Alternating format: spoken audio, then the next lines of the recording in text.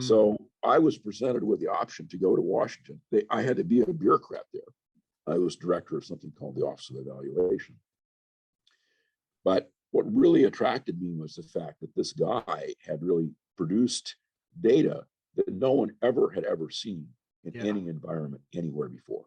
It's a complete new thing, right? So we actually had longitudinal data on individuals. We could see exactly what happened to them. And also we had potentially a control group from the continuous work history sample. So I went there with an undergraduate who subsequently got a PhD at MIT.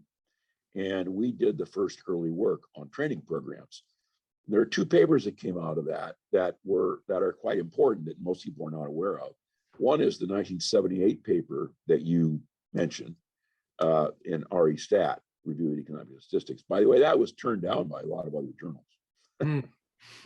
At least the American Economic Review, I remember, which I subsequently edited and certainly would have accepted if I'd been the editor. That paper, and then there was a second paper where preliminary results were shown, which is really obscure. It's in the Proceedings of the Industrial Relations Research Association. And in that paper, I actually proposed using randomized trials. And pointed out, there's a subsequent paper called The Case for Randomized Trials and Training Programs. But this was really the first time I think anybody had proposed that this was, we had the data collection system. We just didn't have the randomization you need.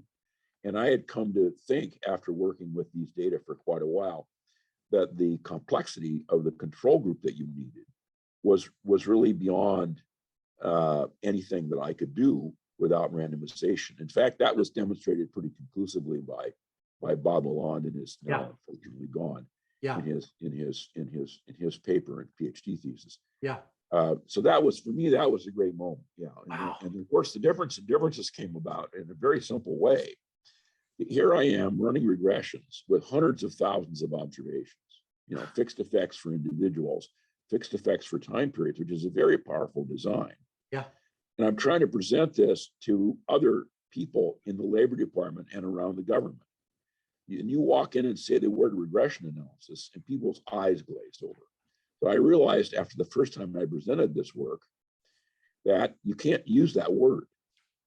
So I started to think, well, what are we doing here? And I realized since we had a balanced longitudinal sample, we were just taking a difference and subtracting off a difference. And it was just a difference in differences. So it was a regression. I did it with regressions. Right? We never actually calculated differences, except to show people. So it was designed as a very simple, transparent way to show. I mean, everybody could understand. Okay, you calculate this average and this average, you subtract them. Then you take this average and this average, subtract them, and then you subtract the two. So we have three subtractions in a bunch of averaging. Anybody can do that. And of course, it's an extremely powerful design. Now everybody uses it, of course, and it came to be called that, difference in differences. It's hard for me to say where that really entered. I mean, Card remembers the time that I first started saying that, and I guess it was probably when I came back from the government. We were still trying to get people to understand. It's another thing to remember is that the idea of having micro data with person effects and year effects, that was pretty demanding. I mean, there's not very many data sets where you could do that.